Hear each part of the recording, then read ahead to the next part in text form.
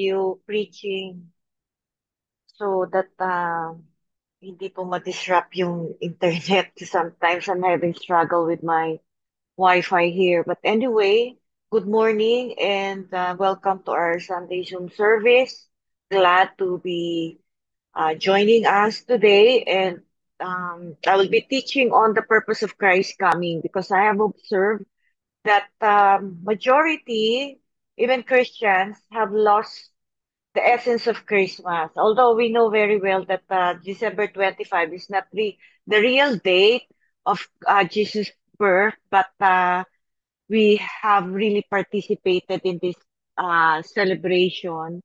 Siyempre, meron tayong pinakikisamahan, mga family natin who have not really, some family members are not yet Christians and they need to really celebrate this. Hindi naman tayo pwede maging religious at telling them na hindi naman yan yung araw hindi kami magpa-participate. So, you see, the most offensive way to express ang ating tag nito, our belief is not through being, alam mo yun, offensive towards the belief of others. Para bang, let us be, gracious to others. So, napansin ko, even Christians are atag nito na suck up sa nangyayari sa mundo. Lately, I've experienced the terrible traffic here in Metro Manila, and it's entirely far different from last year. Last year, nakakalabas pa ako eh. Okay, nakakalabas pa ako. I will go to the mall for some personal needs. Ngayon, I'm totally stayed home because ang hirap mag-book ng Grab and then the traffic, parang napaka stressful. And I don't want to be stressed because of the people, the chaos, and to go with the flow. Kaya sabi ko, Lord, I think it's about time that I remind the Christians, okay, especially we, the CRCM, what is the essence of Christmas, the purpose of Christ coming. And we know the famous and the common verse here is John 3:16. For God so loved the world that He gave His only begotten Son. So why begotten? Kasi nga, He's the only Son. Okay? Pag sinabi mong, well, you cannot say firstborn pag iisa ang anak mo. Okay? Kaya nga siya, begotten is the only Son. But after resurrection, he became the firstborn. Kaya, kasi he's now, sabi nga niya kay Mary Magdalene, tell my brothers, it means that he is now the firstborn among many brethren. Kaya we celebrate the Lord's Day on Sunday because it's the beginning of new creation. Kaya sabi diyan that whoever believes in Him should not perish but have everlasting life. Then, Jesus Christ even declared that in John 10:10, the thief does not come except to steal and to kill and destroy. And then what? I have come that they may have life, at that they may have it abundantly. So, ako kasi pag nag-study ng word, when I read the word, I'm very meticulous on the word. Like, I have come that they may have life. So, with that kind of declaration ni Lord, statement, that we may have life, so, apart from Christ, wala pala tayong buhay. Ibig sabihin, we can exist without really experiencing true life. Para bang gigising ka sa umaga, ano bang mangyayari ngayong araw na to? Parang wala kang meaning of your life. But in Christ, He puts meaning in our life. Kaya ibig sabihin, yung existence natin, tumawid tayo sa having life. Merong kabuluhan. That they may have it more abundantly. So ibig sabihin na ang buhay natin mas experience in a way na it's not empty but abundant. So how do we achieve that? Kaya dito natin matutunan paano po ba magkaroon ng abundant life, not just a life that is empty, vain, meaningless, but a life that has meaning, that is tawag nito, it's not empty but overflowing. Okay? So, have you been experiencing that? Kasi kung hindi, mag-question po tayo if Christ is really much very part of us. So, dito, we will start from the beginning, Genesis. We notice two different words that occur in the first chapter of Genesis. These are created and made. God made the firmament. God created man, but made the beast of the earth. Made refers to something made from what already existed, whereas created refers to something that never existed. Kaya nakita natin sa Genesis 1:1, and God created. Parang the earth, everything God created was good. Pero bakit pagdating sa verse 2, something happened that the earth was described as shaped, formless, and dark. Nangyari, di ba? So now he has to um, remake it, to make it in preparation for the coming of man, because God created Adam perfect. But the devil came and ruined man. We lost the image of God, and God had to begin again to remake man. So yun po yung purpose ng Panginoon. Bakit siya napunta? Okay? So, kasi nawasak po yung layunin ng Diyos eh. So God is in the business of remaking ruined humanity. It does not matter how shapeless, dark, or empty you are. Your life is so empty, madilim, walang kabuluhan, shapeless, just like the earth, okay? But he remade it. Now, in chapter 1, teaches us that God can remake you. He can make you perfect, that you reflect His likeness, and God Himself will certify you very good. Kasi yun po yung naramdaman ng Diyos eh, when He created um, everything, the earth, everything, the universe. Kaya lang, pagdating ng verse 2, ang earth, naging sabi dyan, it was shapeless, dark, and empty. So, he remake it, okay? In preparation, where he will put uh, the Adam. So, pinrepair niya yon. So, ngayon, tayo din, nawasak, we, the image of God was marred because of sin. Kaya he is now in the business of remaking. Kaya lang, mapapansin din natin sa Genesis, in his creation, he spoke. Every day, he spoke his word. Pansin nyo, in Genesis, he spoke, sabi niya, let there be light, let there be vegetation. So, he always speaks. He said something the first day and he said something on the second day. Every day he spoke. This we must realize and see that our God is a living God who speaks. If you want to be transformed, the most important thing is to hear God speaking to you. Man should not live by bread alone, but by every word that proceeds from the mouth of God. So, have you ever heard God spoken to you? Listening to God is not the same as reading the Bible. Iba po yun. Magkaiba po yun. You can read the Bible like you read a storybook or study a chemistry book and never hear what God is trying to say to your heart. After you hear God speak, you must allow the Holy Spirit to move upon you. Only then you can be transformed.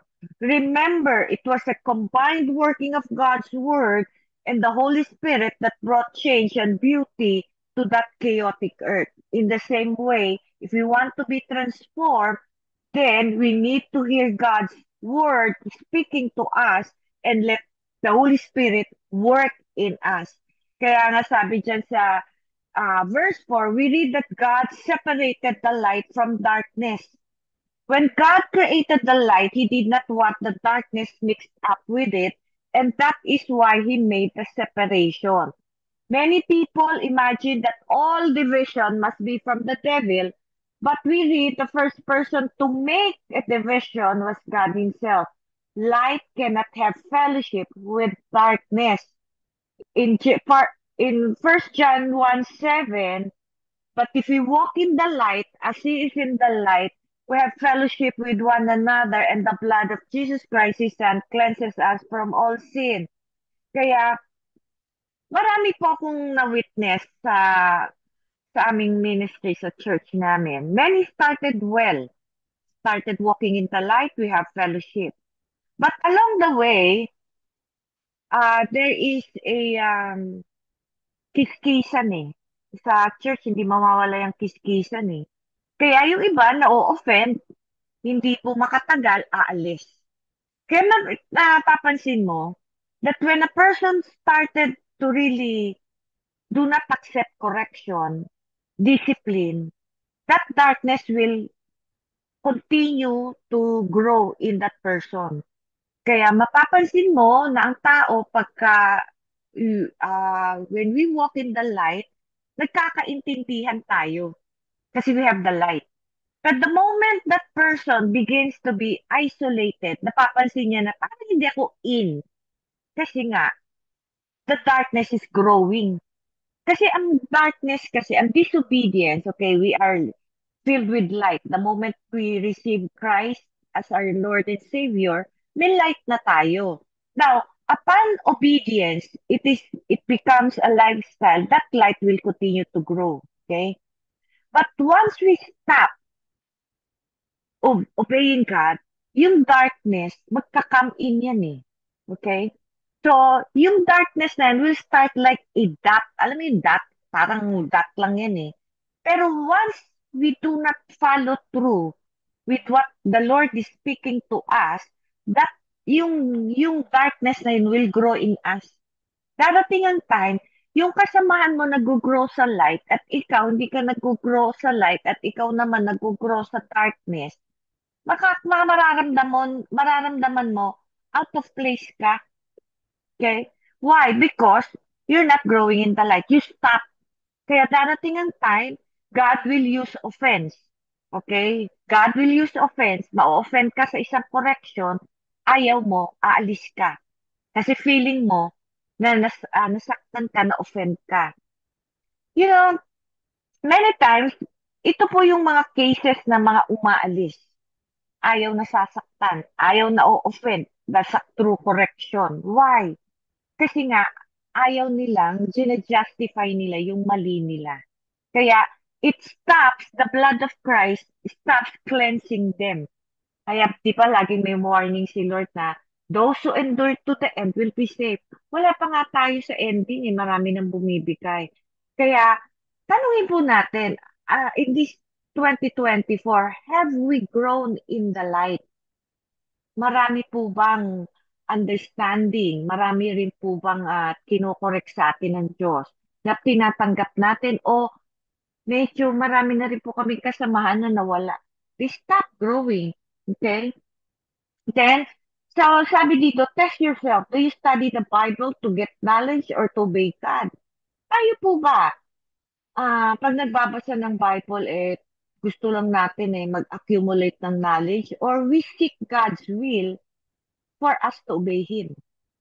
Our attitude in all things determines if God will allow us to grow or we will not grow. Kaya maraming mga Christians, kahit part ng CRCM, kahit din po na maraming nakaturuan na natatanggap, bakit hindi lumalago?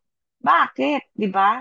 Kasi yung tinatanggap nating katuruan is not just may desire tayo to obey God, but more on, minsan obligasyon na lang eh, bang a-attend tayo dahil para masabi lang natin, oh, nagsimba tayo. Parang rin tayong bumalik sa pagiging religious, di ba? God wants us to know good and evil through a living connection with Him and not by the study of scriptures alone. So, kaya tayo nag-aaral, okay? Kaya tayo nakikinig ng preaching para maintindihan natin ano po ba yung tama at mali sa harapan ng Diyos. Hindi lang yan, maintindihan natin yung opinion natin ang manatili. Okay? Hindi yan yung para manatili at panghawakan natin yung understanding natin, yung opinion natin is ano ba mali at tama sa harapan ng Diyos through the living connection with Him, a relationship. Kasi kung tayo po mag-i-judge natin ang lahat ng circumstances sa ating buhay, through what? Through our opinion, through our understanding, we tend to really have a wrong mindset sa buhay natin. Kaya minsan hindi natin naiintindihan ng Word of God kasi we do not open our heart what God wants to speak to us. Kasi wala naman po tayong heart to obey God. Our knowledge of good and evil must come through the Holy Spirit telling us what is right and wrong moment by moment. Any other way to know good and evil will bring death. Kasi tayo, mga kapatid, alam ng Diyos, marami tayong kahinaan eh. Marami tayong imperfection. We are pressing on to perfection. Okay, that is the one desire of this ministry has. Okay, to press on to perfection. But we will never achieve that eh. Pero ang tinitingnan ng Panginoon sa atin is yung willingness. Okay, yung willingness mo kasi may willing ka. Okay? Gustong-gusto mo. Pero nadadapa pa rin tayo eh. Nagkakamali pa rin tayo. Yan, titingnan ng Panginoon yan. Kinukonsider yan. That God will give us grace. Pero kung nakikita niya, wala ka namang willingness to change, willingness to obey, para bang every Sunday is more of religious activity, then God cannot pour His grace kasi God pours His grace to the humble. So, pagka at the end of your life, at sasabihin niya, Lord, sabihin natin, Lord, hindi po ako naging perfect. Meron ako willingness, hindi ko na-overcome. Yun ang sasabihin niya, yes, you're already perfect. Why? Because of the willingness. The devil told Eve that she could be like God. Jesus came with the same message that sounded very similar. Satan told Eve that she could be like God in knowledge, authority, and power. So when you aim for knowledge, authority, and power without having a change of heart, then the devil has continued to deceive you. Jesus tells us that we can be like God in what area? Humility, purity, and love. So where is the inclination of your being? Is it towards humility? Lord, I want to be humble, grow in humility, purity, and love. So dito magdetermine what we have become in 2024. God's command, alam naman natin, God's command was disobeyed. Anong nangyari po sa atin? The result, spirit died, separated from the source of life, God. Soul become a rebel. Disobedience is just saying, I will do it my way. Body subject to sickness, weakness, and corruption. So, kamusta po ang buhay? Kasi po, ang command po ngayon, eh, may nagtanong what is the greatest commandment?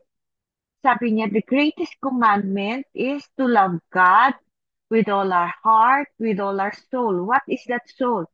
Will, mind, and emotion.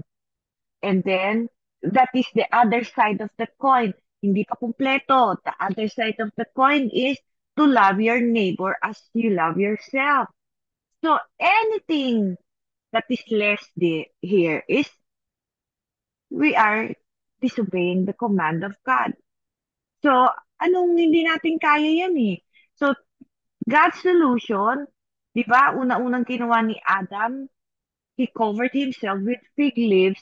It was a way of man to cover his sin before God. This is how religion started. Religion is a set of beliefs, a standard and a way of life to appease God. Okay? Para bang mapanatag ang Diyos.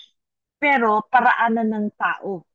Kaya ang Diyos, hindi niya tanggap yun. Sabi niya gano'n.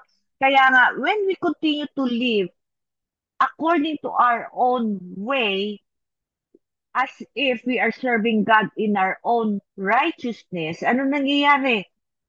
Our will, our way, and is our purpose, nire-reject ng Diyos yan. Kasi nga, ang solusyon niya palagi is by faith. Hindi yung paraanan natin, paraanan niya. Kaya kailangan natututo po tayo iwan yung ating nakasanayan. Okay? Kasi Isaiah 59:2, but your iniquities have separated you from your God, and your sins have hidden His face from you so that He will not hear. So, ang kasalanan po ang nakapaghiwalay sa atin sa Diyos. Okay? So, kung tayo po, yung mga religious ways natin, lahat po yan, hindi katanggap-tanggap. Bakit? Kasi lahat ng righteousness natin ay parang basahan sa harapan ng Diyos. Kaya hindi po yan katanggap-tanggap. Kailangan po matutunan natin, we do it on God's ways. Kaya sabi dyan sa Romans 5:8, but God demonstrates His own love toward us in that while we were still sinners, Christ died for us. Hindi po paraanan natin, siya po ang nauna. Siya po ang nag-initiate ng lahat, wala po sa atin. Kaya nga, kailangan natuto rin po tayo na lahat po dapat ng ino-offer natin, ginagawa natin, nag initiate din from the living relationship, active relationship from God. Kung lahat po ng ginagawa natin, coming from intimacy, tanggap po yan. Pero kung gawa natin yan, coming from what? A wrong motive, like gusto natin magpasikat, gusto natin maging famous, maging, alam mo yon na matanggap tayo ng tao, then that becomes a religion, okay? Kaya nga sabi niya sa Ephesians 2:1, and you have made alive who were dead in trespasses. Paano? Paano tayo nabuhay muli? Ito yung born again. Colossians 1:22, in the body of His flesh through death, to present you holy and blameless and above reproach in His sight. Yan po ang dahilan bakit namatay si Kristo para tayo ma-reconcile sa ating Ama, para ma-connect tayo muli sa source of life. Kaya nga, nung na-connect tayo, ano nangyari? Yung spirito natin na buhay muli. Yun yung ibig sabihin ng born again. Pero hindi natapos doon, mga kapatid. Kaya nga, bakit po ang Christmas naging shopping, naging kainan, naging party? Pero at the end of the year, natanong niyo po ba ang sarili niyo? Ako po ba ay naging kamukha ni Kristo? Kasi yun po yung purpose niya eh. Okay? Hindi yung na-stress tayo dahil sa party, sa kainan, sa handaan. Hindi, ang tanong natin eh, have I reached my goal before the year ends? Ito, magpapasko na naman. Saan tayo naging busy ngayong holidays? Sa party, sa gift giving, sa kainan. Wala naman pong masama yun kung, to really accommodate yung invitation for the sake na wag naman matisod sa atin. Eh, hindi ako pupunta kasi hindi yan, hindi yan sa Panginoon. I mean, we can really accommodate others' invitation for the sake na opportunity to bring light to every situation, okay? Pero yun na lang lagi yung excitement natin na minsan meron po ako mga kilalang Christians na excited sila pa sa Pasko kasi yung kainan, yung regaluhan, bonus, pero have you ever felt excited to meet with God every day? Tanungin po natin sarili natin. Nai-excite po ba tayo? The way we get excited dahil may kainan, may party, may exchange gift. Do we feel that every day throughout the year? O every Christmas lang natin nararamdaman yung excitement natin na, uy, kainan na naman, gathering na naman. Something is wrong. Ang Christmas natin, na ang definition ng Christmas natin has begun to be a worldly perspective. Excitement means every day we get so excited to have a meeting with God. Pag nawala po yun, something is wrong. Okay? So result, spirit made alive. Body becomes the temple of the Holy Spirit. Righteousness is doing the things that are right in the sight of God. It is very important that we love righteousness and then what? That we love righteousness and hate wickedness. So the only measurement na tayo po lumalago is we desire more righteousness and we hate wickedness. Ibig sabihin kasalanan. So, saan na po tayo dito? 2024 na tayo. Ilang years na kami nagpa-Bible series dito. Do we hate lying? Do we hate deceiving people? Do we hate gossiping people? Do we hate, tawag nito, kasi ma-measure natin, kung dati ayaw na ayaw mo nang manood ng sine, ayaw mo nang manood ng TV, ayaw mo nang manood kasi parang alam mo yun, napaka worldly at the same time, di ba? Yung times na sa movie kasi Minsan maririnig mo yung expression na Jesus, Jesus Christ. They are using the name of God in vain. And yet we can tolerate that watching it. So something is wrong, di ba? Para bang, can you tolerate that now? So makikita mo, there must be a hatred towards wickedness. When we start our Christian life with faith in Christ, righteousness is imputed to us. We are counted righteous because of his righteousness imputed to us, but we are not actually righteous ourselves. Kaya nga, as we walk righteously, then the path of the righteous is a shining light that shines more and more unto the perfect day. The need of true repentance. Kasi ano ba yung true repentance? Remember, si John the Baptist. Okay? Napansin po ba natin si John the Baptist? Sabi niya na, you repent. Okay? So, anong mangyayari? To prepare the way of the Lord. Kaya in the same way, before Christ will continue to bring light, we need to have a lifestyle of repentance. Kaya nga kasi sa Old Covenant, ang life nila is they're looking for the fruits. Pag sinabi mo do not murder, yung parang hindi ka papatay. Okay?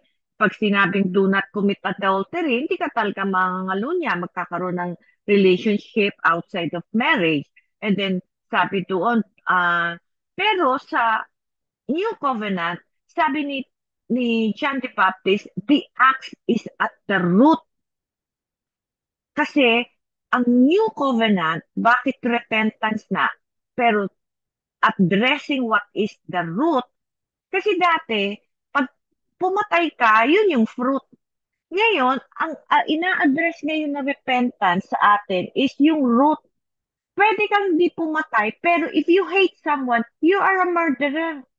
Ano ba cause minsan ng pagpapatay, di ba? Because of hate, jealousy, envy. So yun ang ina-address ngayon sa atin. Sabi niya, the axe is at the root. So we need a true repentance. Kasi nakita natin ha, si King Saul, he disobeyed God. Okay? Kinonfront siya ni Samuel. Sabi niya, you have sinned. Sabi niya, oo, I have sinned. But, ayaw niya malaman ng tao. He still sought, binidesire pa rin niya man's honor. He had not really repented. He was just sorry that he was caught. Marami sa ating ganyan eh. Nagsusorry tayo na kung Lord, sorry. Dahil bakit? Na-expose tayo. That was the difference between him and the King David who openly acknowledged his sin when he fell. So tayo po ba pag nako-confront, nako-convict, tayo po ba ay repentant na tayo, Lord, I have sinned against you. Unlike si Saul, sabi niya, I have sinned. Pero dahil gusto lang niya, i-honor siya ni Samuel. King Ahab, same same repentance. Hindi totoo. Was another like Saul. He felt sorry for himself when Elijah warned him that God was going to judge him. Nilaglagay pa nga siya ng sackcloth on himself and mourn for his sins. But he did not really repent. He was just afraid of God's judgment. How many of us nagre-repent tayo dahil takot tayo sa judgment of God? Minsan nga, minsan doon na lang tayo minsan mag-umpisa, no? Alam mo yung i-tolerate mo yung sin dahil takot ka mag-judge ng Panginoon. Minsan, many people, many Christians are afraid to sin because of judgment. Okay lang yun. At least may fear of God ka. Pero dumating sana po tayo na we are afraid to sin against God because we love God. Bihira po yun. Judas Iscariot's case is a clear example of false repentance. When he saw that Jesus had been condemned to death, he felt bad and said, I have sinned. So, natakot din siya. So, but he made this confession to the priest. Di ba? Umano siya, nag-confess siya sa priest na I have sinned. Just like another practices religious belief sa pare nagkukumpisan. Okay? He did not repent even though he may have felt sad about what he had done. If he had truly repented, he would have gone to the Lord in brokenness and asked for forgiveness. But he did not do that. There is a lot that we can learn from these examples as to what repentance is not. Kaya marami po sa loob ng church, hindi totoong Kristiyano because they have not really repented, experienced what true repentance is all about. Repentance is turning to God from idols. Parang tiniturn mo yung mind mo. Change of mind. Ano yung chini-change mo? Yung attitude mo, yung opinion mo, yung understanding mo. Bakit?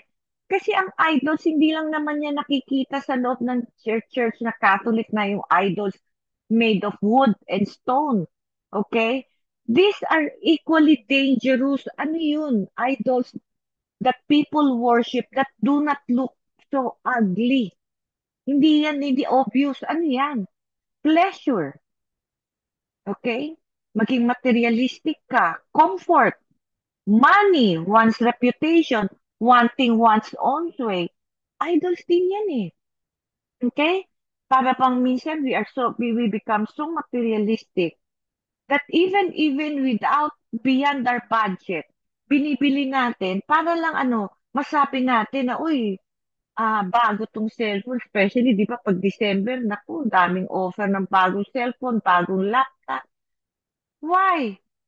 Because we want to be maging sikat. Masabi natin, wow, bago cellphone mo, ha? Pero ang dami mong utang. Ano ba yun?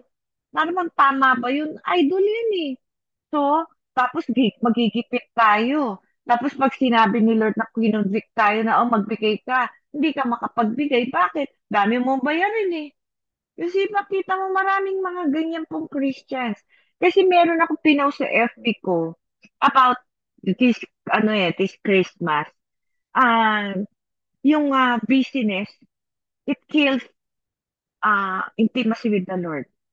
And then materialism, it kills contentment. And then the other one is busyness, worldliness kills godliness. So, if you will read it backwards, godliness kills busyness, worldliness, and then contentment kills materialism, and then intimacy with the Lord kills busyness. So, nasaan po ba tayo? Are we living from the left to right? Busyness kills intimacy. Bakit? Wala na tayong time magsaliksik sa Panginoon dahil napaka-busy natin sa mundo. Okay? Napansin ko po yan. Para bang even churches are so busy with presentation, with so many things, party, and gathering, na minsan nawawala na yung time natin with God. And I praise God that when you're established with the Lord, hindi ka komportable sa mundo eh. Ako kasi, hindi ako komportable eh. Although maraming invitation, maraming needs na kailangan, katulad yan sa mga, di ba sa party, kailangan may monito, may exchange gift. Sabi ko, Lord, cash ko na lang. Then I told my son, sabi ko, anak, I cannot, buy for the kids kasi ayokong maglakad, ayokong sumabay. Alam mo, sabi niya, Ma, you don't have to. Just keep your money. The kids are overstaffed. Sabi ko, ay, salamat. Sabi ko, ganun. Kahit yung pera, sabi niya, no, oh, let us not do that. Imagine, yung anak ko, hindi naman yan active sa church eh. He understands. Ayaw niya sumabay. Sabi niya, parang ano na lang yan eh, hype na lang yan. So makita natin, business kills our intimacy with God. Or intimacy with God kills our business. So, the second is materialism. Nagiging materialistic tayo. We need to buy stuff. It kills contentment. And then, or contentment kills materialism. Then, worldliness kills godliness because we tend to compromise. Di ba? Kailangan mong mutang, kailangan mong guminto, ganyan. Nawawala yung pagiging godly mo kasi worldly ka na. So, saan po tayo ngayon dyan? From left to right or right to left? You determine. So, kailangan po yung idols natin, wanting our own way. Kaya, all of us have worshipped this for many years. To repent means to stop worshiping these idols and turn away from them to God. So, kailangan po natin, maintindihan natin na minsan natatrap tayo unconsciously. Kasi hindi po tayo sensitive sa Holy Spirit. Yan po yung problema ng madami. True repentance will involve our whole personality, our mind, our emotions, and our will. First of all, repentance means that we change our mind about sin and the world. We realize that our sin has separated us from God. We also see that the whole way of life of this world is anti-God. And we want to turn away from that God dishonoring way of life. Secondly, repentance involves our emotions. We feel sorrowful about the way we have lived. We hate ourselves for our past actions, and more than that, we detest the greater evil that we see within us that no one else can see. Okay. Ito po yung maraming struggle ng Christians, yung emosyon. Tayo po, idol natin ang sarili natin when we are full of ourselves. Paano natin nasasabi na puno tayo ng sarili natin? Kasi masyado pa tayong sensitive.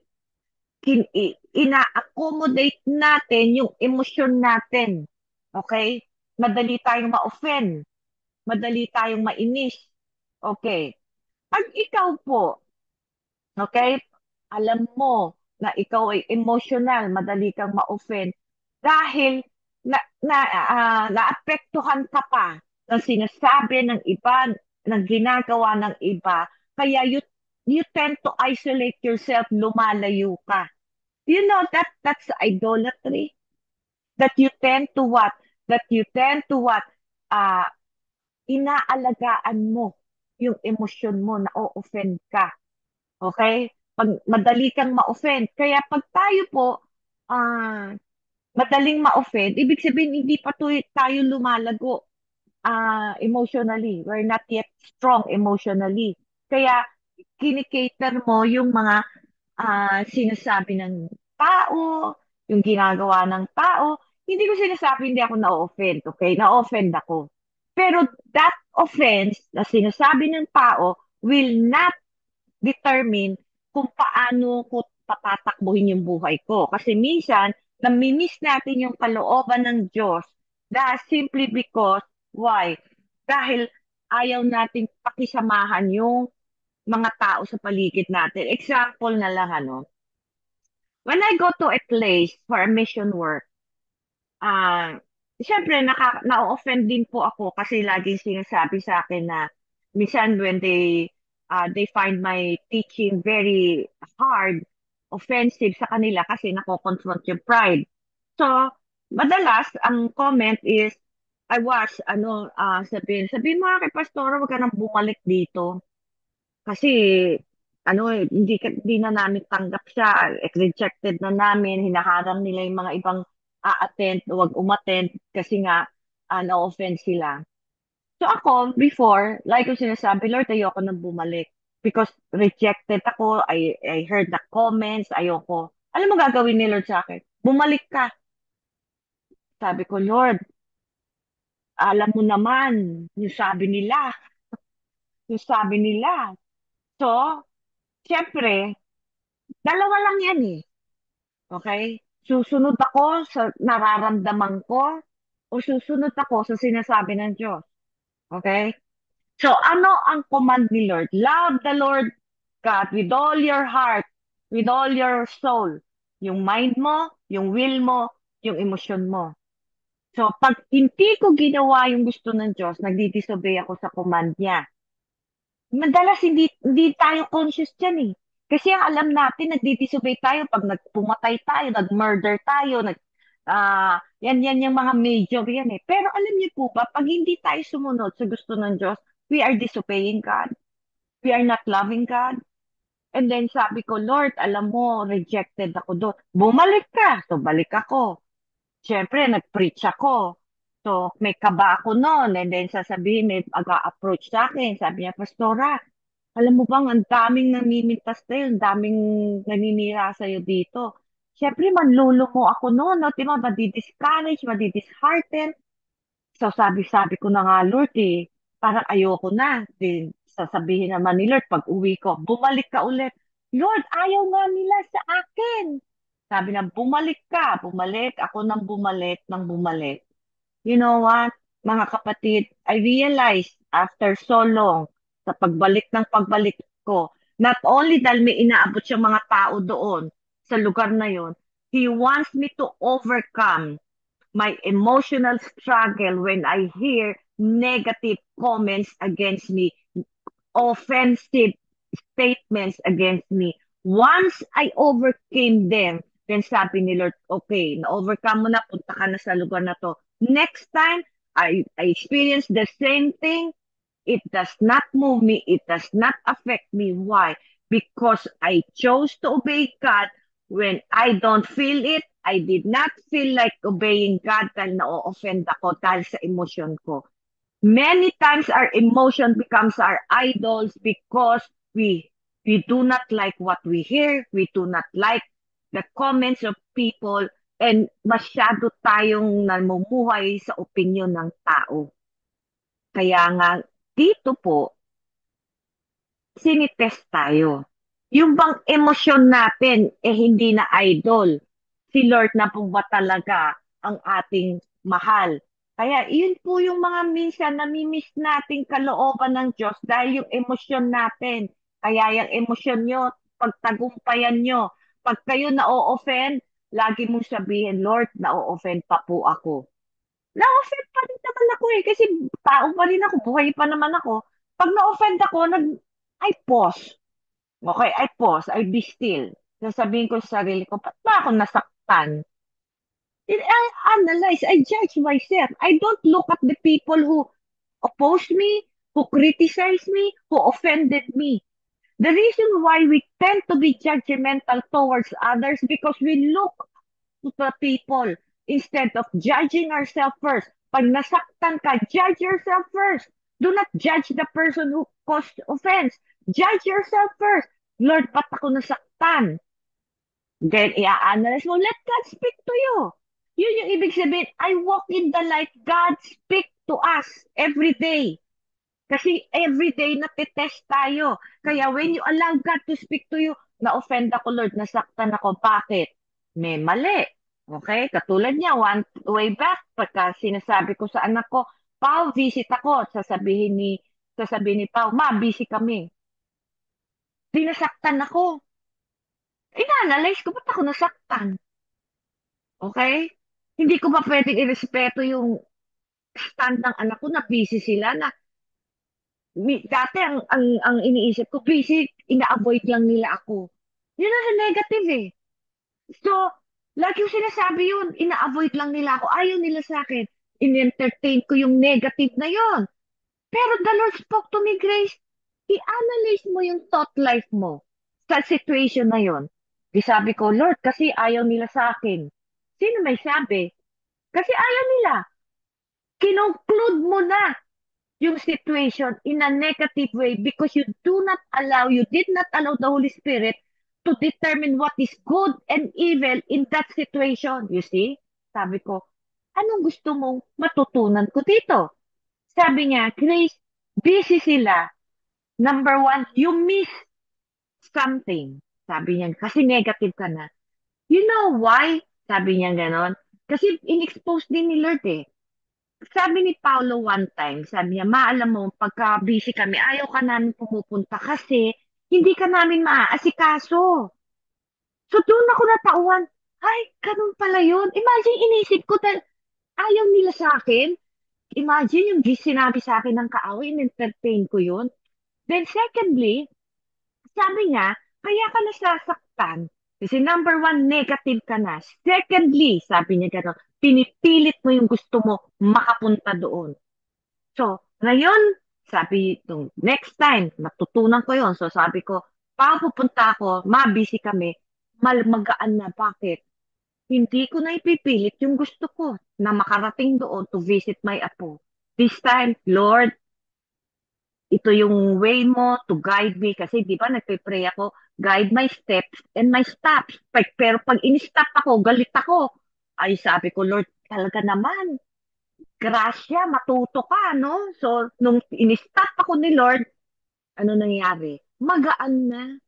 Hindi na yun. ibinibintang natin sa kapwa natin, mga kapatid. Sabi ko, Lord, kaya nga sabi ko sa inyo ang ganda-ganda ng 2024 Bakit? Ang dami kong pain. Bakit? Para matuto ko, para maano ko, mabago ako. Kasi pag sasabihin mo, pinagpipray mo, baguhin ka. Pag nasasaktan ka, ayaw mo naman mag-cooperate sa Diyos. Kaya hindi ka nabago ng 2024. Tapos sasabihin mo, iiyak-iyak ka, Lord, bakit hindi ako nabago? Binibigyan tayo ng pagkakataon, hindi tayo nakikinig Di ba?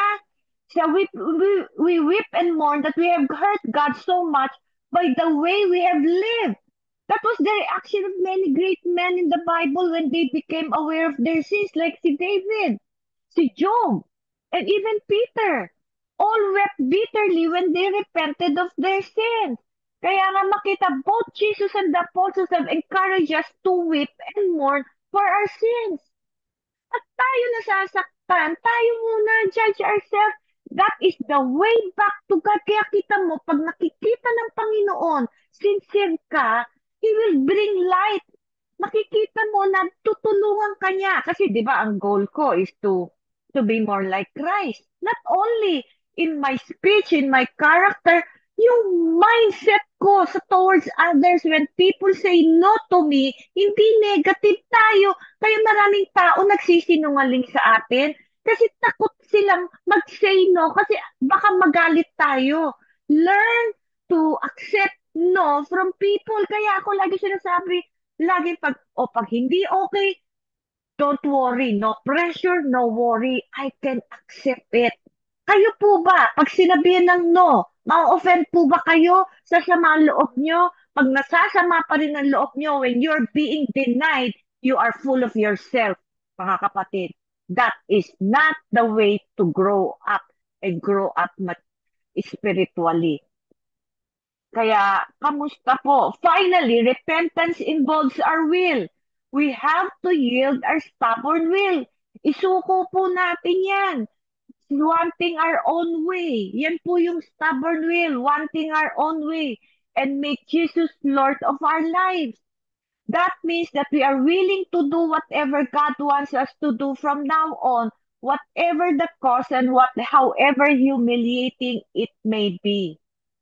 Mga kapatid, pag may pinagawa ang Diyos sa atin, kahit nakakahiya, mga kapatid, hindi yun aksidente. We have to do it. The prodigal son came back home to his father as a broken, yielded young man who was willing to do anything that his father told him to do. That is true repentance. Okay, we do not have to confess to God every single sin that we have ever committed. Hindi naman natin magagawa yan kasi minsan may nakakalimutan din tayo. Kaya lang, minsan, alam mo may nagawa ka, sabihin mo lang, Lord, Father, at the end of the day, I always say, Lord, I know I have sinned against you. In my thoughts, in my motives, in my attitude, in my words, in my actions. Hindi ko man alam ang detalye, pero alam ko through the word, ipapakita mo sa akin yan. Kasi si Judas Iscariot, di ba sabi niya, I have sinned. There is a world of difference, however, between his confession and the prodigal son's confession. God does not listen only to the words we say. He sends the spirit behind the words and deals with us accordingly. Kaya importante maintindihan natin na paano po ba tayo lumalapit sa Panginoon nagre-repent. Kasi there is a big difference sa pag sinabi natin, Lord, forgive me. And yet what? do do we act on that? Ginawa pa natin, pinagagawa ng Panginoon. Hindi pwede kasi na, alam mo yung sorry ka lang, pero lip service lang, not from the heart. Kaya nga, do we mourn that we offended God? Minsan nga, nagmo-mourn tayo, umiyak tayo, dahil wala tayong pera, nasasaktan tayo, may problema tayo. When was the last time you cried because you offended God? You know, my aim for 2025 is I will not offend God, that I will grow in the fear of God. Why? What does it mean to have fear of God? Na tayo po, fear of God, that we have reverence, na tayo po talaga is yung fear of God na in a way na hindi naman yung para bang lagi ka na lang takot magkamali, magkasala. Hindi, fear of God na you just want to have a clean life, even your thought life. Kasi alam mo, napansin ko, when I'm growing in the light, meron lang akong naisip, the Lord really corrected me. Because that's the way to really read the Bible eh. Ah, pag ako nagbabasa, katulad nung, kasi ako, this December, I spend most of the time composing, typing my lesson for 2025 kasi po, napaka-busy po ng schedule ko 2025. So, before I type my lesson, I let God speak to me. Ako muna. And when God will speak to me, then mag-aano po ako magpo-post ako a few verses, tapos let God speak to me. Then the Lord will convict me. Minsan pinapaalala niya, Grace, way back, nagawa mo to, hindi mo pa na-repent. Wow, Lord, sorry, forgive me. Tapos iyak ako kasi true repentance, Lord, ayoko yun, ayoko nun, sabi kong gano'n. So, nakita mo yun yung conversation namin. Dapat meron po kayong gano'n everyday. Okay? Hindi lang yung nagbabasa ka for the sake na nagbasa ka. So, how to stay in the path of righteousness? Ano po ba? Kasi napakahirap po eh. Kasi hindi natin alam kung sino mawawala ba 2025. Kasi sa na-witness ko po, ang daming nawawala eh. Okay? Keep these five important truths in our heart and mind. Okay? Number one, God loves me. In John 17:23, I in them and you in me, that they may be made perfect in one, and that the world may know that you have sent me and have loved them as you have loved me. Could you imagine, mga kapatid, realizing that God the Father loves me the way He loves Jesus Christ? That kept me going. Ganun niya ako kamahal. Okay? Then, what else? Sabi dyan, Zephaniah 3:17, the Lord your God in your midst, the mighty one, will save. He will rejoice over you with gladness. He will quiet you with his love.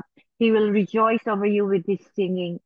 Imagine, when my heart is afraid, natatakot ako, meron din naman po ako niyan. Meron din ako minsan nagpo-worry.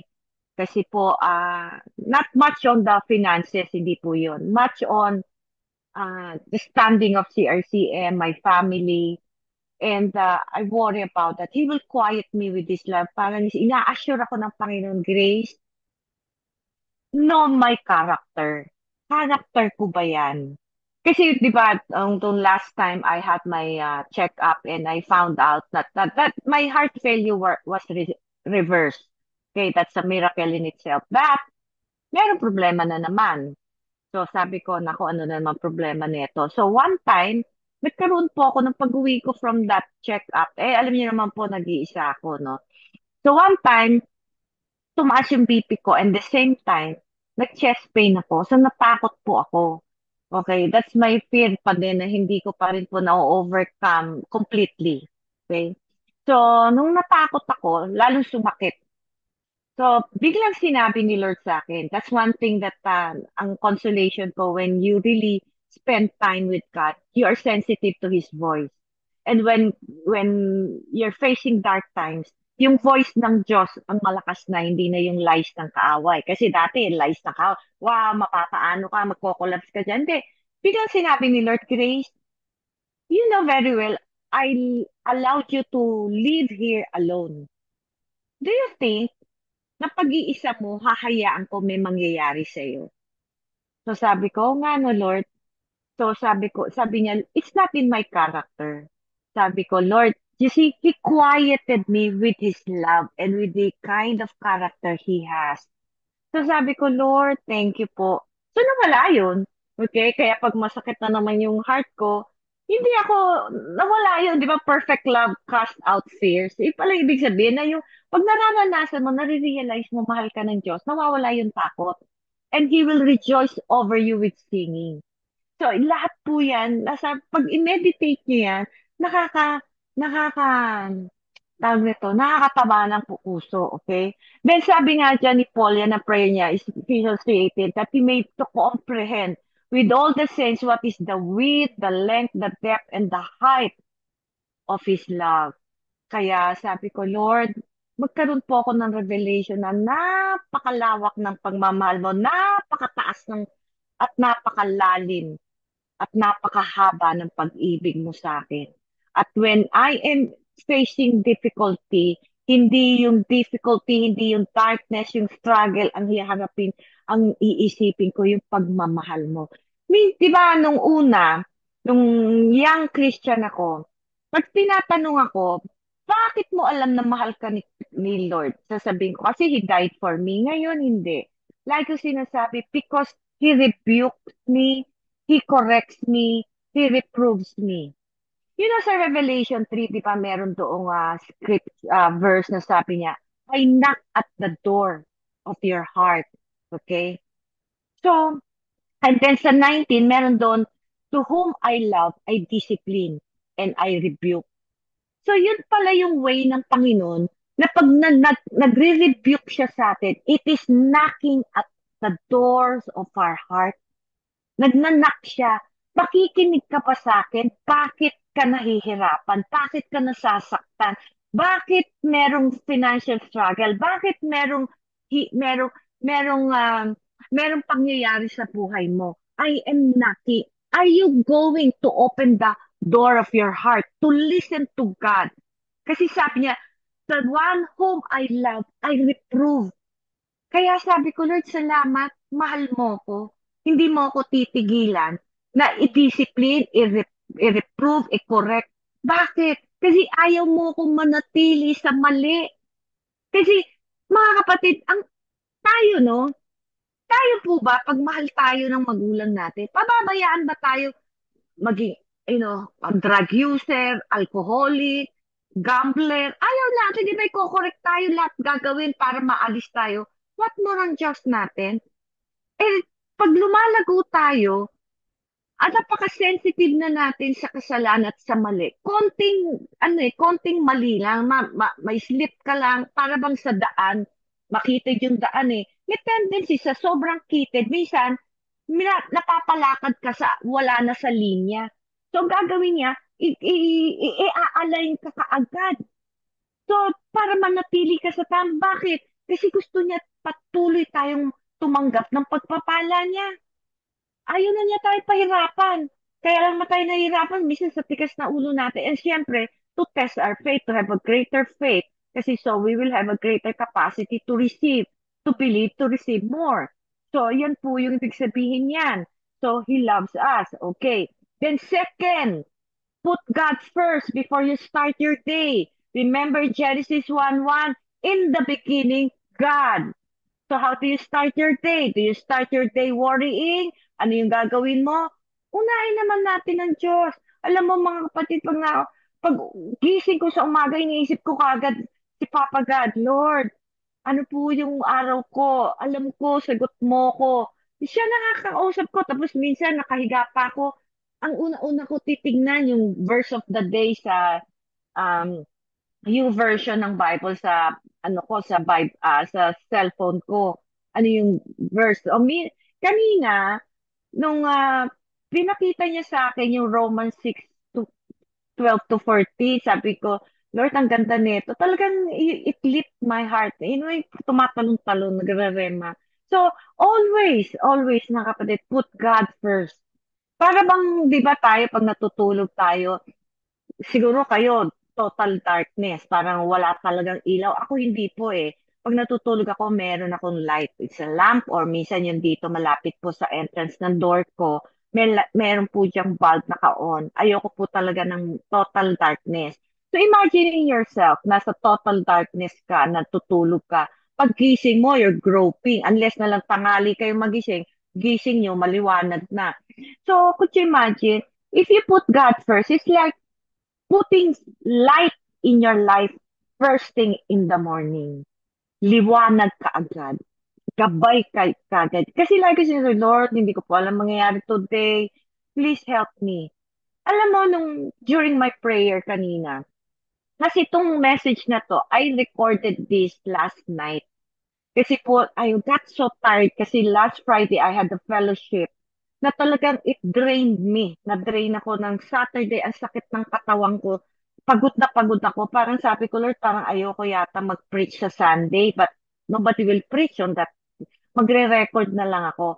Nung nag-record po ako, I sense na nararamdaman ko yung pagod ng voice ko. Then sabi ko, Lord, okay na yan. So that this morning, the Lord said, Grace, preach live, kahit audio lang. Kasi meron ako mga ibababang new revelation. Sabi ko, sige po, Lord. And then He gave me another revelation, upon revelation, upon revelation. That really kept me, alam mo yung na-restore yung strength ko. So sabi ko kay Julie, Julie, I will go on live. I discard mo na yung na-record ko. So, you see, when you put God first, yung direction niya sa buhay mo in a day, very clear. It will continue to be clear, okay? Kaya kailangan po matutunan natin paggising sa umaga, isipin nyo kagad si Lord. Yan, tip yan. I tell you, ang ganda ng araw nyo. Okay? Then the third um steps is always keep a clear conscience. Yan po yung talagang ini-aim ko palagi throughout the day. Acts 24:16. So I strive always to keep my conscience clear before God and man. Okay? So how do we do that? Sabi sa 1 John 1:9, if we confess our sins, He is faithful and just to forgive our sins, to cleanse us from all unrighteousness. Alam mo, ang kasalanan parang leprosy yan eh. So, dati tayo, leper tayo kasi puno-puno tayo ng kasalanan. Pero ngayong in Christ, dapat sensitive tayo sa sin. Kasi pagka ang leper kasi, hindi yan, wala yung sensitivity sa pain. Kaya minsan ang leper, magigising na lang sila, nawala na sila ng toes, kasi kinain na pala ng daga. Kasi hindi sila nakaramdam ng pain. Okay? Kaya pain is a gift. It cause us to alam mo, pause and stop, di ba? Pero ang ang sign na sensitive ka na sa sin because uh, yung conviction mo, ibig sabihin you're growing in the light. Ngayon, mga kapatid, ikaw, nagsinungaling ka, hindi ka na convict, okay? Something is wrong, manhid ka pa. Kasi pag ikaw po na lumalago ka sa liwanag, ibig sabihin, nagsinungaling ka, kung dati, outside, nagsinungaling ka, may nasabi ka, nag-react ka, outside yon. What about our mind, our thought life? Are you sensitive? Uy, naisip ko yun mali yun. Okay? How sensitive are you na you're sinning in your thoughts? Kasi hindi, walang nakakakita niyan eh. Pag tayo po sensitive sa thought life natin, we have sinned against God. Our motive, our attitude, ibig sabihin, light is growing in you. Ngayon, nag-dwell ka sa impure thoughts, motibo mo, mali, at yung attitude mo, itong taong to, wala nang ginawa, ganun-ganun, walang nakakarinig yan. Pero hindi ka nako-convict, mga kapatid, ibig sabihin, marami pang ketong sa katawan mo, sa buhay mo. Ketongin ka pa rin. Kailangan, we need to be cleansed from all this. Di ba? Sabi ko, 5 aspects of our life that need to be purified. The 2 external, 3 in inner life. What are the inner life? Thought life, motives, attitude. Tapos ang external, words and action. Ano yung attitude? Paano pag meron kang naiinis na tao nakikita, may nag-comment sa'yo, ano yung attitude mo? To taong to, yung attitude yan. Mga kamusta na po? Nako-convict na po ba tayo sa mga thought life natin na mali? Or attitude or motibo, mga kapatid. Kaya nga sabi ni John the Baptist, the axe is at the root. Are you allowing the Holy Spirit to deal with all this so that you will be sensitive in your sin? Kaya nga, always have a clear conscience. Ang alam lang natin clear conscience dahil external. What about the inner life? Ang mahirap pa sa iba, yung external, hindi pa sensitive. Paano na ang inner life? Could you imagine? Kaya hindi lumalago, kaya wala pong paglago. Kahit napakaganda ng mensahe ng salita ng Diyos, ang preaching hindi lumalago, hindi nagiging kawangi si Kristo dahil yung external hindi sensitive sa sin. Mga kapatid, nasaan na po ba tayo? Ilang days na lang ba? 2025. Pag ganyan ka pa rin, mag-isip-isip po tayo, okay? Now, fourth aspect, believe that God is in control. He is sovereign. First Corinthians 10:13, no temptation has overtaken you except such as is common to man. But God is faithful who will not allow you to be tempted beyond what you are able, but with the temptation, you will also make the way of escape that you may be able to bear it. Kaya lahat po ng inaalaw ng Diyos, ibig sabihin, kaya natin.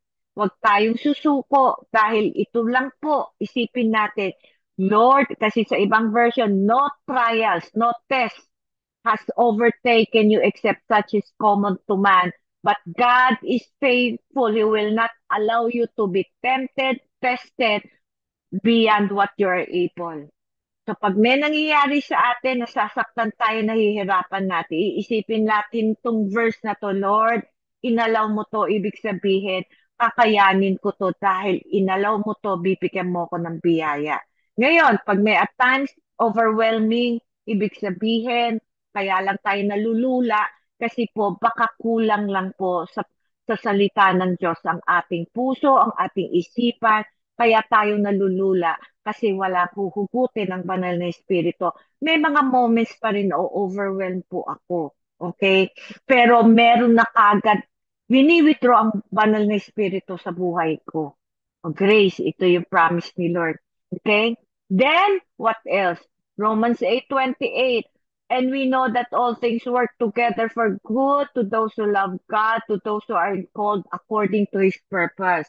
So, dito po, maintindihan natin, Lord, inalaw mo to, ito'y kabubuti ko.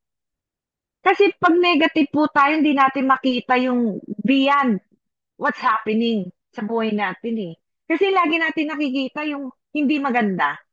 Pero pag natuto po tayong ma-renew yung mind natin, ano imbis na mag-dwell tayo sa pain, sa offense, ano mangyayari? I-dwell natin na, Lord, ikabubuti ko to. Ang sakit nito, pero ikabubuti ko to. Bakit?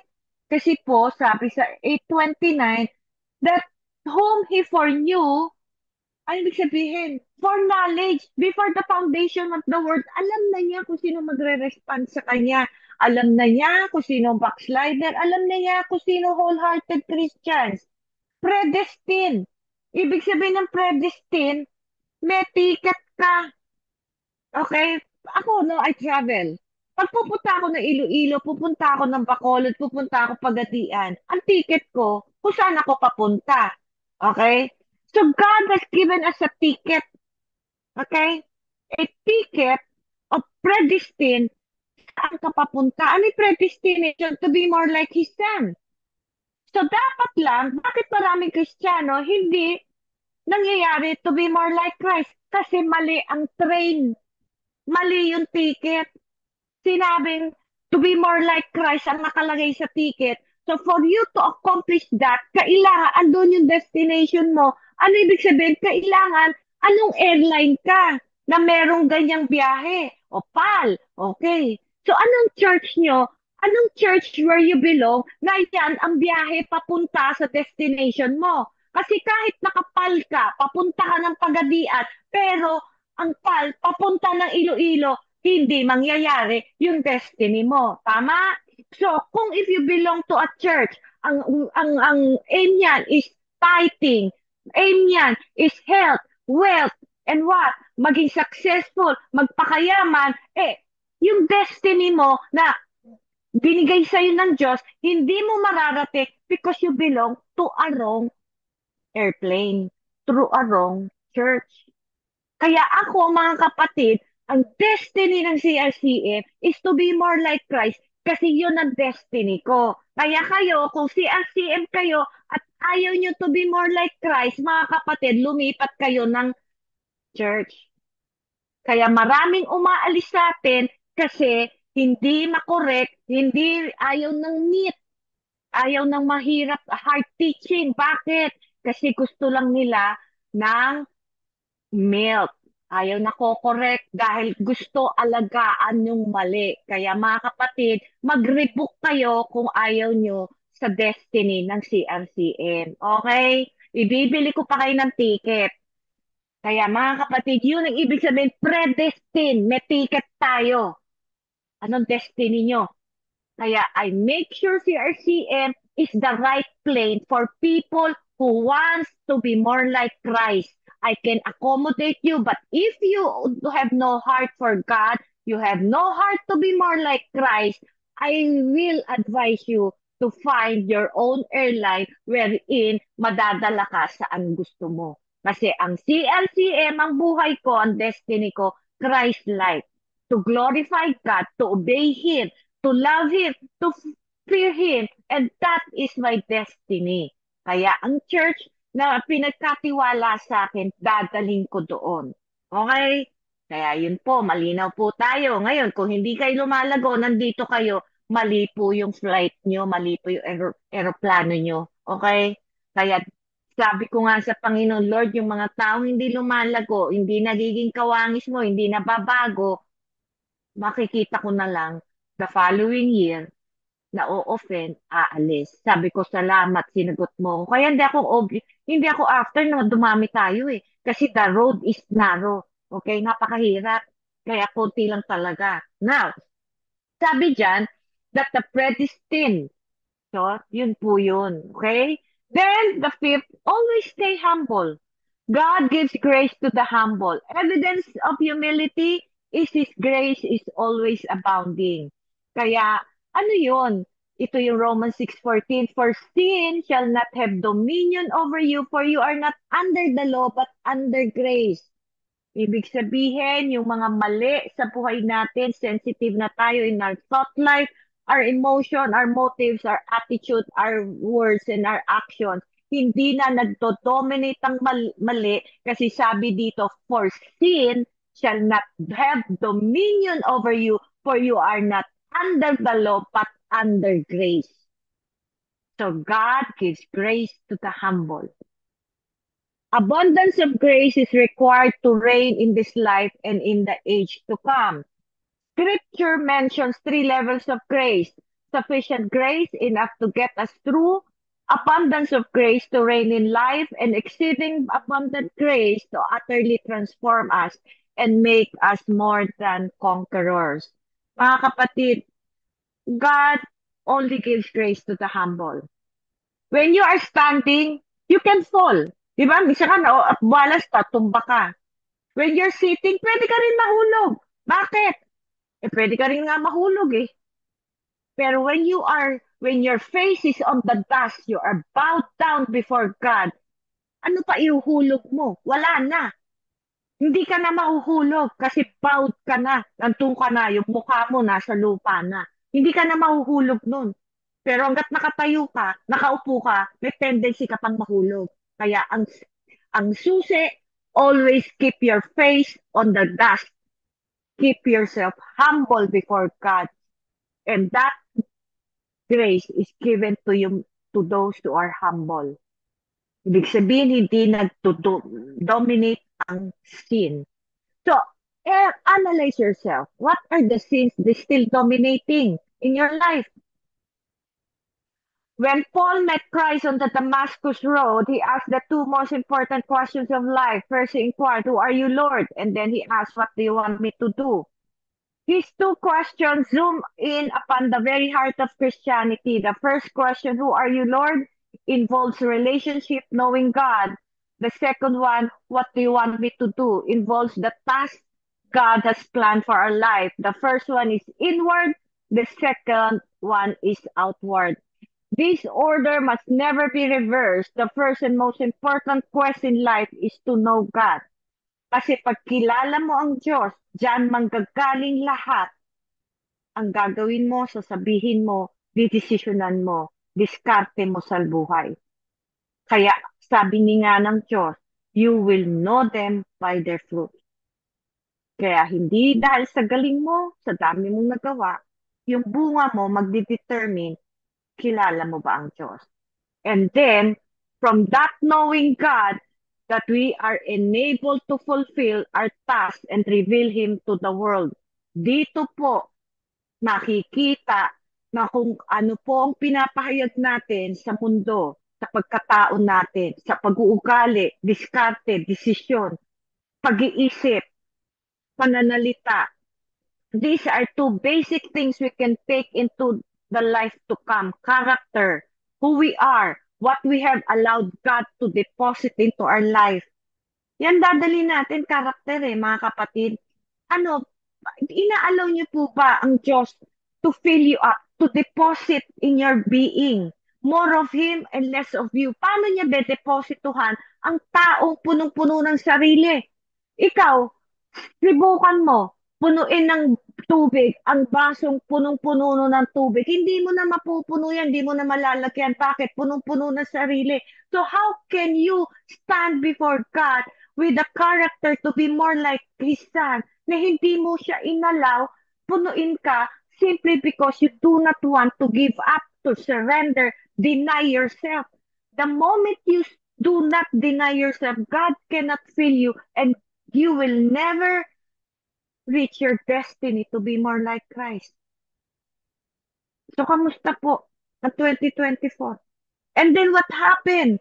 When you are being filled with Christ, anong mangyayari? Our works, those holy things we deposit into others that have changed our life.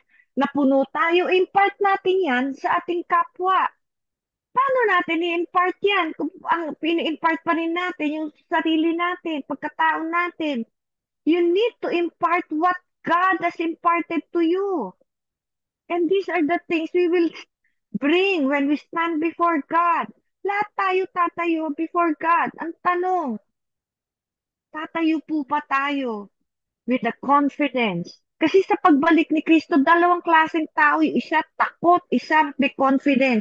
Yung isa takot dahil wala akong ibibigay, wala akong ipe-present sa Diyos. Kasi nabuhay ako sa sarili ko. O yung isa may confidence, Lord, all my life, I have the willingness. I may not have reached perfection, pero yung willingness ko nandyan. And willing that I allowed you to work in my life. Confident ako, Lord, meron akong ipe-present because I sacrifice. Kamusta kapatid, 2024? True gospel teaches how to live a Christian life. Dito ko natututunan paano mapamuhay sa pagsasaliksik sa salita niya, sa kalooban niya. Kaya yung totoong kaligtasan ng Panginoon nararanasan ko dahil nagaganap ang layunin ng Diyos sa buhay ko to transform me to be more His Son. Yan ang true salvation. And Christianity is living your true calling and purpose. This is the reason why Jesus came to be man like us. So we have an example to follow and glorify God the Father. Kasi kung sinabi sa akin ng anghel, Grace, sumunod ka sa akin, sa, tapos lumipad siya. Masusunod ko ba yon? Kasi lumipad siya, hindi naman ako marunong lumipad. Kaya Jesus Christ came so that He will have a life na magiging model na susundin natin. Kaya natin, kasi nagawa niya as man. Pero pag yung anghel sinabi niya, sumunod ka sa akin, Grace, tapos bigla siya lumipad, hindi ko siya masusunod. Lumipad eh, wala naman, di man akong marunong lumipad eh. Diba? Kaya nga nung si Cornelius, kinuman pa niya ang angel eh. Sinabi ng ni God na, ano mo, sabi ng angel kay Cornelius, padala ka ng servant at sunduin si Peter para ma-preach yung gospel. Bakit hindi inalaw ng Diyos na yung angel na lang ang mag-share ng gospel? Kasi he cannot, because he doesn't understand what salvation is, because they've never been, experienced that. Okay? Pero ang kailangan si Peter kasi naranasan niya paano ang ibig sabihin na napatawad tayo ng kasalanan. What does it mean to be? Bakit kailangan tayo patawarin ng Panginoon? Kasi, di ba? Kasi dito ko nakita yan eh, sa Psalms 130 verse 3. In you there is forgiveness. Bakit kailangan tayo mapatawad? Kasi sabi niya, in you there is forgiveness so that you will fear me. You know what it means to fear God? That we do not want to offend Him. Kaya kailangan natin ng kapatawaran para meron tayong takot sa Diyos. Ang tanong, every forgiveness ba ng Diyos sa buhay natin creates fear of God, reverence for God. Kaya nga mga kapatid, this is the reason why Jesus came to be man like us. So we will follow Him, His footsteps, His life, hindi His ministry, His very life. And where are we now? Kaya sabi diyan sa John 17:4, I glorified you on the earth, having accomplished the work which you have given me to do. Yun lang po ang paraan para mabigyan ng kalwalatian ng Diyos, isumunod tayo sa pinagagawa niya sa buhay natin at ma-accomplish yung destiny that God has for us to be more like His Son. When we do that, when we allow God to make it happen sa buhay natin, we glorify God. Yun po yung ibig sabihin. I pray mga kapatid na tayo po na may mabago po sa takbo ng ating buhay this year bago matapos ang taon. Let us assess our life, evaluate, examine. Sa message na to, I pray that really empowered us, encouraged us, but more than anything, bring light to our life and para po malaman natin ano yung mga dapat pong isuko, baguhin sa takbuhin ng ating buhay. So that the coming, yung pagparito ni Kristo, hindi na walang kabuluhan. He accomplished. Di ba ang sarap nun? Ang joy nun na, Lord, thank you for your coming. Meron ka na-accomplish sa akin. Ang tanong, kayo po ba, yung essence of Christ coming, hindi po yan shopping, hindi po yan kainan, although part na rin yan, pero sana hindi po yun. Continue to be, I just want to have a recap, to keep on the way of righteousness, continue to believe, and let God cause you to experience that God loves you. Second, put God first. Third, have a clear conscience. Fourth, God is in control. Five, fifth is to keep yourself humble. Ang tanong po, kayo po ba ay leper pa din? O unti-unti na pong nagiging malinis that the path of our righteous begins to becomes brighter and brighter like a noonday sun. Mga kapatid, God is looking for people who will bring testimony to be a witness to the world because the world is getting evil and getting dark. But God is looking for His people, true, sincere, and willing. With all the weaknesses, with all the struggles, pero willing tayo. Sabi nga sa 2 Corinthians 8, I believe, if there is willingness, that is acceptable. Doon po yung context about giving the money. Pero if there is willing, para bang ito example gusto mong magbigay, pero wala kang kakayahan. Para Lord, may willingness ako, wala akong kaya. Pero alam mo mga kapatid, yung willingness na yon, mas na-please si Lord kaysa yung nagbigay ng malaki, pero out of what? Obligasyon, walang cheerfulness. Ang willingness, ang tinitingnan ng Diyos sa buhay natin.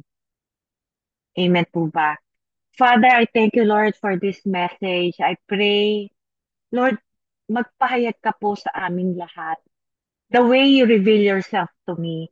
Lord, ang laki ng responsibility ko as your pastor, as the shepherd of this church. I thank you, Lord, that you always keep me in the right path so that I can guide your people in the right path also. But at the end of the day, Lord, it's their choice. It's not mine. All I can do, Panginoon, is to impart to them what you are giving me, the revelation, the reality of who you are in my life. I pray, Lord, maranasan nila what it means to have abundant life. It's not how much money we have. It is but how much we, how much of you in us. Gaano nakalaki ikaw sa buhay namin. Purihin ka, sambahin ka, Panginoon. I pray that this coming Christmas, Lord, let there be love, happiness, joy, forgiveness. Imbes na exchange gift, Lord, let there be forgiveness, releasing, Lord, lahat ng samaan ng loob. But let there be love. Lord, sa aming pagsasama sa amin ng pamilya namin, puspusan mo kami ng presensya mo, pagpapala mo, pabor mo, pag-iingat mo, but most of all, Lord, make this Christmas full of laughter because you're a God who laughs and you want us to be filled with laughter because rejoice over us with singing. Salamat po sa kabutihan mo, sa pag-ibig mo. Kaya po binabalik ko ang lahat ng papuri at pasasalamat sa pangalan po ng iyong anak na si Jesus. Amen.